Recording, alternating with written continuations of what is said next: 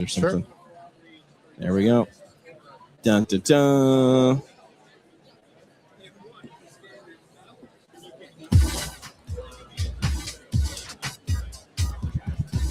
All right, we are doing it live. I'm wearing a ridiculous it's Valentine's Day themed. You are very easy to spot in the crowd. That's why people are like, well, that's a great red jacket. I'm like, it's Valentine's Day. Jake Irwin, live on the show. Yes. Appreciate nice you to meet you walking by. We make eye contact, and I'm like, we were talking about talking anyway. Yep. So we'll just go with it. Jake, what's your superhero backstory? Like, how do you, when someone says here at CSM, who are you? What do you do? Okay. Where do you fit in the profession? So I'm a full-time professor at Georgia State University. Nice. In addition to working my teaching job, I spend 10 hours a week working with all the sports teams on campus. I'm the only physical therapist employed by the athletics department. And how long have you been there? I've been there since 2012, but I've been with athletics since 2023. Good for you. But I also own a small private practice, so I got a lot of hats. When do you do? I'm also a delegate to APTA. For Georgia? Yeah. Well, good. I love that. Yeah. So you're all over. I'm also on the Bylaws and House Documents Committee for APTA. Well, someone's got to write the bylaws. I got a little bit of everything going on. Glad it's not me. So let's go with excited and expectation, since we started CSM all of 12 minutes ago. Yeah. I can't ask you what you've seen so far, but what are you looking forward to? What are you seeking out here? So that's a great question. I actually am looking for a specific answer to a specific patient problem. Okay. I've got an athlete who's presenting with a neurologic problem that nobody can seem to figure out. And I'm not really a neuro PT, so I'm going to go to some of the neuro sessions and see if anybody has answers for me. Come to where the neuro PTs are. Exactly. Yeah. Let's go to where the experts are and see if someone's got an answer. I heard that great advice long ago. I think this is my 10th CSM, 9th, 10th. I mean, you start losing count after 5 or 6. You really do. And someone said really great advice is if you're an ortho PT, make sure you go to at least 1 or 2 things that are not in your lane. Hearing the same or similar things 50 times is great, but hearing different things might make you go, huh. Yeah, the only time I go to things that I know about, I'm actually just sort of interested in how they're presenting it. As somebody who teaches this material, I like to see how other people present the same concept. Delivery device. See if there's something else that I can do differently. I don't really take notes on the content. It's more on the delivery. Yeah.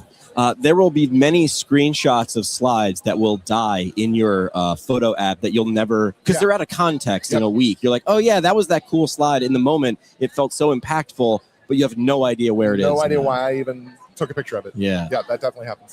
So Pat, looking backwards to CSMs in the past. Yes. When someone comes away with this, I mean, there's a lot of PTs here. We'll find the final number at the end of the day.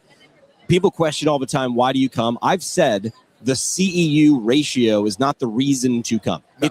It's a part of a reason. Absolutely. But what do you come to CSM for? Flying from Georgia is not a short trip, man. No, I've been coming to CSM since I was a first year PT student. I love CSM.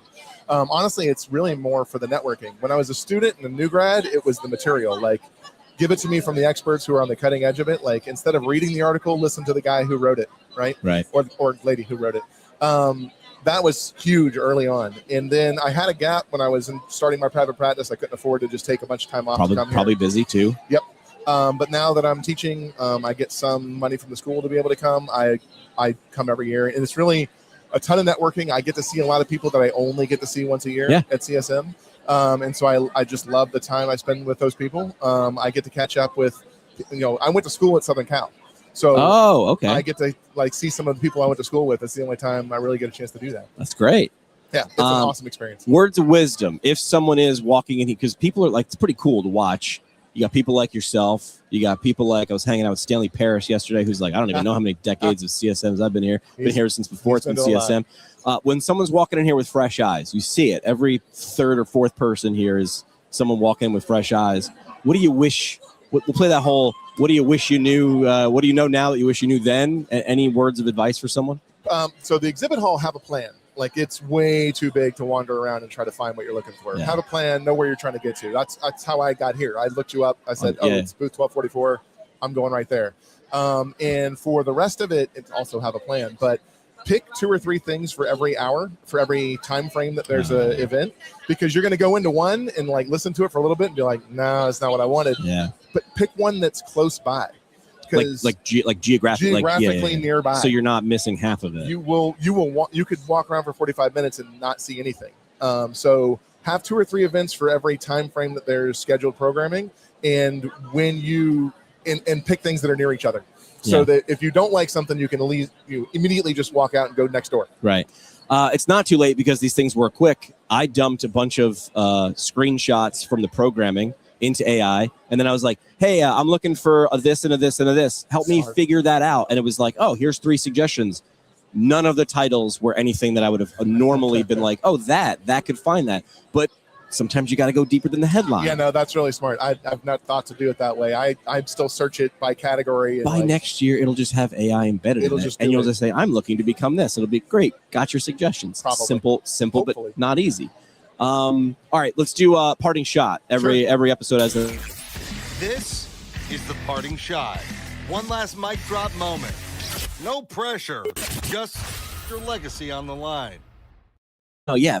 Well, we started parting shot. I'll give you the inside scoop. I'll give you one. Because I was interviewing people as a student, and I was like, I don't know how to, Will Humphreys walking by, I don't know how to end these interviews. Because like, they're just keep saying smart stuff. So I had to come up with a thing where I was like, it's called the parting shot, which means like, hey, say something great. Time to go, though. All right, so wrap it up with something good.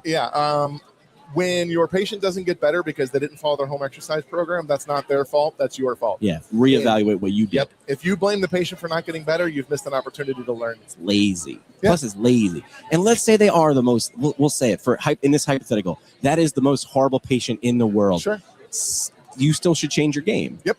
You got to learn from it. Yeah. You have a choice in those situations to blame them and move on or learn. Yeah. All right. Jake, where can people find you on LinkedIn? It's just under your Jake?